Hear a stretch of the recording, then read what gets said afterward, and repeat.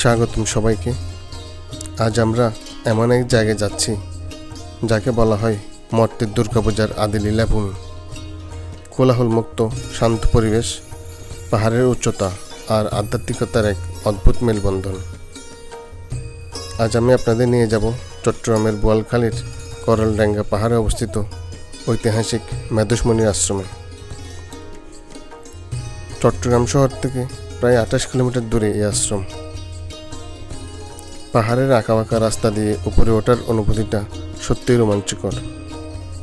এই পাহাড়ের নাম করলডাঙ্গা, যা যুগে যুগে মনি ঋষিদের সাধনার স্থল হিসেবে পরিচিত। আজ আমি আপনাদের দুটি গল্প বলবো। একটি হচ্ছে রাজা সুরতের দ্বারা এই আশ্রমে প্রথম কীভাবে দুর্গাপূজা হয়েছিল। আরেকটি হচ্ছে শত শত বছর যখন এই আশ্রম কালের গর্ভে হারিয়ে গিয়েছিল, তা কিভাবে নতুন করে আবার আবিষ্কার হলো। তাহলে চলুন দেখে আসি ঐতিহাসিক সেই মেধোসমণির আশ্রম।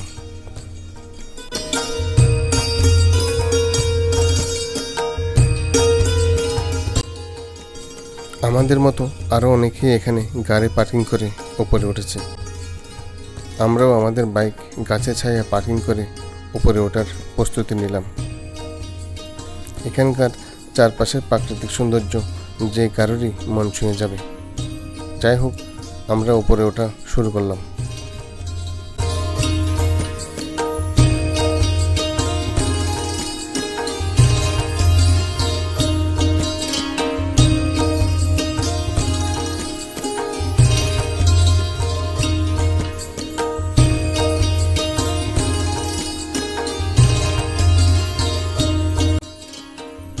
আশ্রমের মূল মন্দিরে পৌঁছাতে হলে আপনাকে প্রায় 140টি সিঁড়ি উঠতে হবে।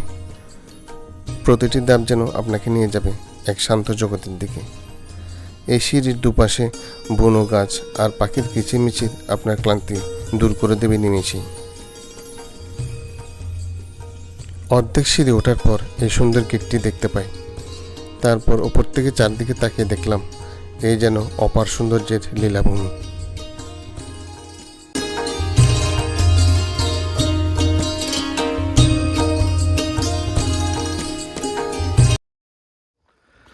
হ্যালো ভিউয়ার্স, আমরা এখন আছি চট্টগ্রাম জেলার বোয়ালখালী উপজেলার করলডাঙ্গা পাহাড়ে মেধোসমণির আশ্রমে। বলা হয়ে থাকে পৃথিবীতে প্রথম দুর্গাপূজা এখানে হয়েছিল। আজকে আমরা সেটাই জানবো, আসলে কি এখানে পৃথিবীতে প্রথম দুর্গাপূজা হয়েছিল। চলুন দেখে আসি।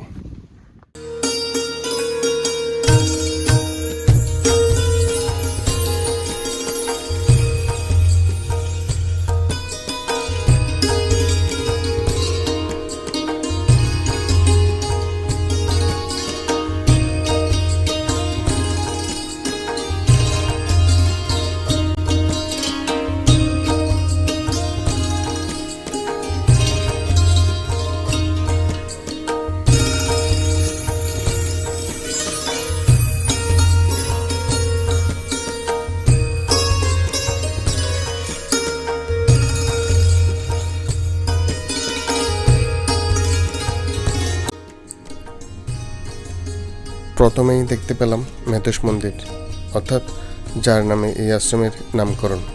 সেই মেধোসমণির প্রতিমা দেখতে পাচ্ছেন আপনারা। পাশেই আছে রাজা সুরতের মূর্তি। তিনি হাত জোর করে বসে আছেন মনির সামনে। যদিও তার মূর্তিটি আমার ক্যামেরায় ভুলবশত ঠিকঠাক ওঠেনি। এরপর আমরা আরও উপরে ওঠা শুরু করলাম।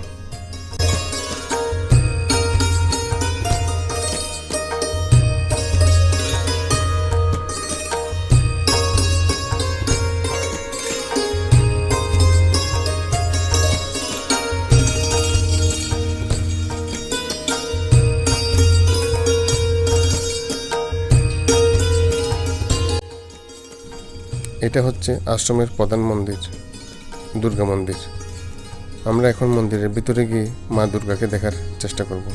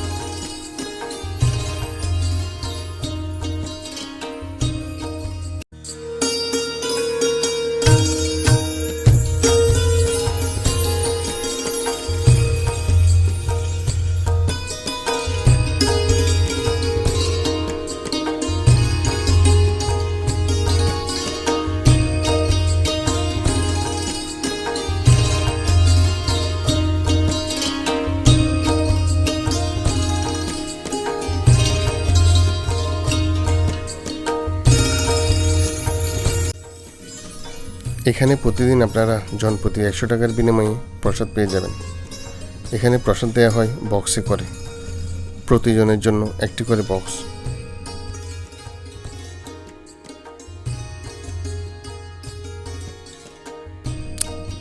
আপনাদের আরেকটি জিনিস দেখায়।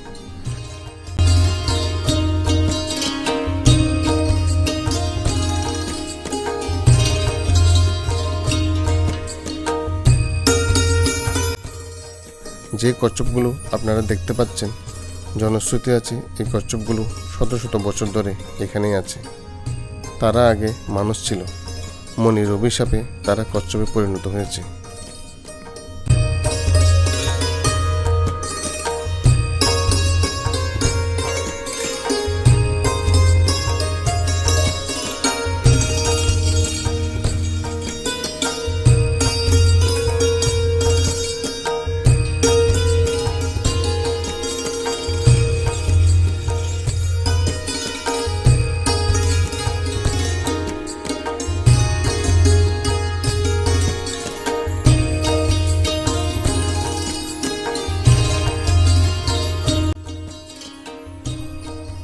মন্দিরের একেবারে পিছনে গিয়ে হাতের ডান পাশে একটি রাস্তা গেছে।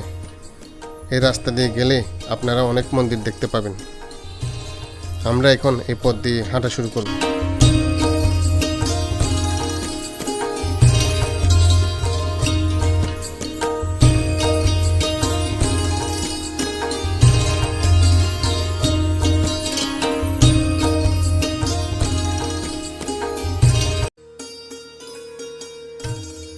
হাঁটতে হাঁটতে প্রথমে পড়ল শ্রী শ্রী কামাখ্যা দেবী মায়ের মন্দির। অনেক সুন্দর করে নির্মাণ করা হয়েছে এই মন্দিরটি।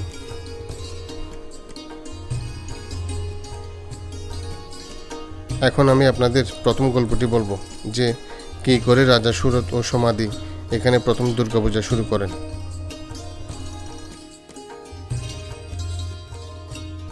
অনেককাল আগে রাজা সুরত ছিলেন পৃথিবীর অধিপতি। তিনি প্রজাদের নিজের সন্তানের মতো আগলে রাখতেন, কিন্তু এক যুদ্ধে কোল বিধ্বংসী জবনদের কাছে তিনি পরাজিত হন। পরাজিত হয়ে নিজ রাজ্যে ফিরে এলেও তার দুষ্ট মন্ত্রী রাজকোষ ও সেনাবাহিনী দখল করে নেয়। প্রাণ ভয়ে এবং মনের দুঃখে রাজা সুরত ঘোড়ায় চড়ে একা বনের দিকে চলে যান। বনে ঘুরতে ঘুরতে রাজার দেখা হয় সমাধি নামের এক ব্যবসায়ীর সাথে। সমাধি ছিলেন অত্যন্ত ধনী, কিন্তু তার স্ত্রী ও সন্তানরা তার সমস্ত ধন সম্পদ কেড়ে নিয়ে তাকে বাড়ি থেকে বের করে দিয়েছিল। রাজা সুরত অবাক হয়ে তাকে জিজ্ঞেস করলেন, যারা আপনাকে অপমান করে তাড়িয়ে দিয়েছে, কেন আপনি এখনও তাদের কথা ভেবে কষ্ট পাচ্ছেন? রাজা নিজেও অবাক হচ্ছিলেন যে মন্ত্রীরা তাকে ধোঁকা দিয়েছে, কেন তিনি এখনও তাদের কথাই ভাবছেন। উভয়ই যখন মোহ ও মায়ার জালে দিশেহারা, তখন তারা বনের মধ্যে ঋষি মেধসেন আশ্রমে পৌঁছান। ঋষি তাদের জানান যে এই সব কিছুর মূলে রয়েছে দেবী মহামায়ার বিষ্ণুমায়া। তিনি জগতের সৃষ্টি, স্থিতি ও লয়কারী। তখন রাজা ও সমাধি ঋষির কাছে দেবীর মাহাত্ম্য জানতে চান এবং ঋষি তাদেরকে মধুকৈটববধ, মহিষাসুরমর্দিনী এবং শুম্ভ নিশুম্ভবধের কাহিনী শোনান। ঋষি মেধসের উপদেশে রাজা সুরত এবং বৈশ্য সমাধি মনের কালিমা দূর করতে নদীর তীরে দেবীর আরাধনা শুরু করেন। তারা নদীর তীরের মাটি দিয়ে দেবীর মৃন্ময়ী প্রতিমা নির্মাণ করেন। 3 বছর ধরে কঠোর তপস্যা, জপ এবং দেবীর আরাধনা করেন। তাদের ভক্তি দেখে দেবী দুর্গা প্রসন্ন হয়ে তাদের সামনে আবির্ভূত হন।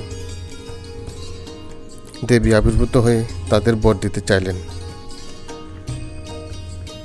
রাজা সুরত চাইলেন তার হারানো রাজ্য ফিরে পেতে এবং পরজন্মে অখণ্ড সাম্রাজ্য লাভ করতে। দেবী তাকে সেই বর দান করেন। পরজন্মে তিনি সাবর্ণী মনু নামে পরিচিত হন। অন্যদিকে বৈশ্য সমাধি সংসারের মায়া থেকে মুক্তি এবং মোক্ষ চাইলেন। দেবী তাকে জ্ঞান দান করে চিরমুক্ত করে দিলেন। এই ঘটনার সময়কাল ছিল বসন্তকাল। তাই রাজা সুরতের করা সেই প্রথম পূজাটি ছিল বাসন্তী দুর্গাপূজা। পরবর্তীতে ত্রেতা যুগে রামচন্দ্র রাবণ বধের জন্য অকালে অর্থাৎ শরৎকালে দেবীর বোধন করেছিলেন বলে বর্তমান যুগে আমরা শারদীয় দুর্গাপূজা বেশি ধুমধাম করে পালন করি। কিন্তু মূল শাস্ত্র মতে মেধসমণির আশ্রমের সেই পাহাড়ি পরিবেশই মত্তলোকে প্রথম মাটির প্রতিমায় দেবী দুর্গার আবাহন ঘটেছিল, যা আজও বোয়ালকালীর এই তীর্থস্থানটিকে অনন্য করে রেখেছে।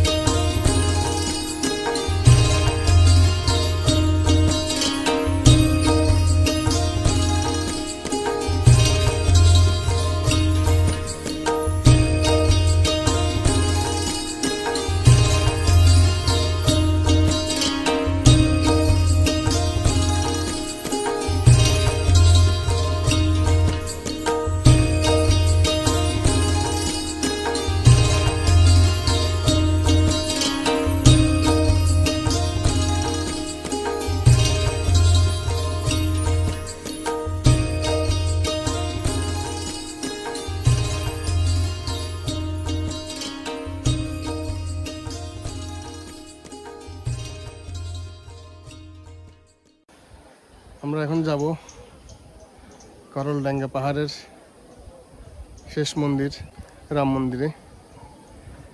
এখানে একটি ছোট কুণ্ড আছে, সীতাকুণ্ড, সীতাপুকুর বলে এটাকে। অনেকেই পুণ্য লাভের জন্য এখানে স্নান করে। আমরা এখন ওখানে যাব।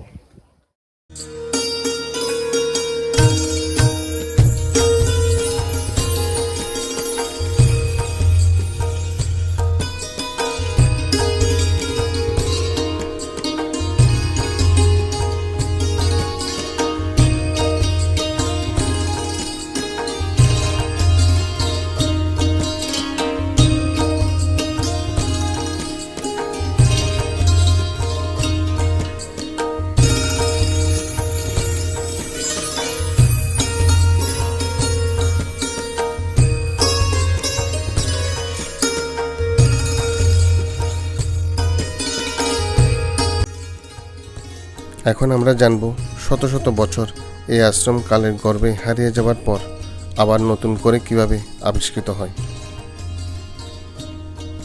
বরিশালের গয়লা অঞ্চলের পণ্ডিত জগৎবন্ধু চক্রবর্তীর বাড়িতে 1266 বঙ্গাব্দের 25 অগ্রহায়ণ মাসে চন্দ্রশেখর নামে এক পুত্র সন্তানের জন্ম হয়। জন্মের 2 বছর পর জগৎবন্ধু মারা যান। মায়ের অনুরোধে চন্দ্রশেখর 14 বছর বয়সে বিয়ে করেন মাদারীপুরের রামনারায়ণ পাঠকের কন্যা বিদুমুখীকে। 6 মাস পর মারা যান স্ত্রী। এর কিছুদিন পর মাও মারা যান। সংসারে আপন বলতে আর কেউ রইল না। একাকিত্ব জীবনে এসে চন্দ্রশেখর নানা বেদশাস্ত্র পাঠ করে হয়ে ওঠেন পরিচিত পণ্ডিত। তখন নাম হলো শীতলচন্দ্র। তিনি মাদারীপুরে প্রতিষ্ঠা করেন সংস্কৃত কলেজ সহ নানা শিক্ষা প্রতিষ্ঠান। পরবর্তীতে যোগী পুরুষ স্বামী সত্যানন্দের সাথে সাক্ষাতের পর চন্দ্রশেখরের মনে চন্দ্রনাথ দর্শনের আগ্রহ জন্মে। তিনি চলে আসেন চট্টগ্রামের সীতাকুণ্ডের চন্দ্রনাথ পাহাড়ে। সেখানে তিনি বৈরাগ্য ধর্ম গ্রহণ করেন। ততদিনে চন্দ্রশেখর হয়ে ওঠেন বেদানন্দ স্বামী। সেখানে যোগ বলে বেদানন্দ দর্শন লাভ করেন চন্দ্রনাথের অর্থাৎ মহাদেবের। চন্দ্রনাথ সেই দর্শনে বেদানন্দকে পাহাড়ের অগ্নিকোণে দৃষ্টি নিবদ্ধ করার আদেশ দিয়ে বলেন, দেবী আবির্ভাবস্থান মেধস আশ্রম পৌরাণিক শত সহস্র বছরের পবিত্র তীর্থভূমি। কালের আবর্তে সেই পীঠস্থান অবলুপ্ত হয়ে পড়েছে। তুমি স্বীয় সাধন বলে দেবী তীর্থ পুণ্য আবিষ্কার করে তার উন্নয়নে মনোনিবেশ করো। দেবী দশভুজা দুর্গা তোমার ইচ্ছা পূরণ করবে। দৈব বলে প্রভু চন্দ্রনাথের আদেশে বেদানন্দ স্বামী পাহাড় পর্বত পরিভ্রমণ করে পবিত্র এই তীর্থভূমি মেধাশ্রম আবিষ্কার করেন। আপনারা যারা যারা পাহাড় ভালোবাসেন এবং আধ্যাত্মিকতায় বিশ্বাস করেন তাদের জন্য মেধসমুনির আশ্রম একটি সেরা গন্তব্য। এখানে আসার জন্য সকাল সকাল বের হওয়া ভালো। আর হ্যাঁ, পাহাড়ের পবিত্রতা রক্ষা করা আমাদের সবার দায়িত্ব। আজকের যাত্রাটি কেমন লাগলো কমেন্টে জানাবেন। দেখা হবে অন্য কোনো নতুন গন্তব্যে।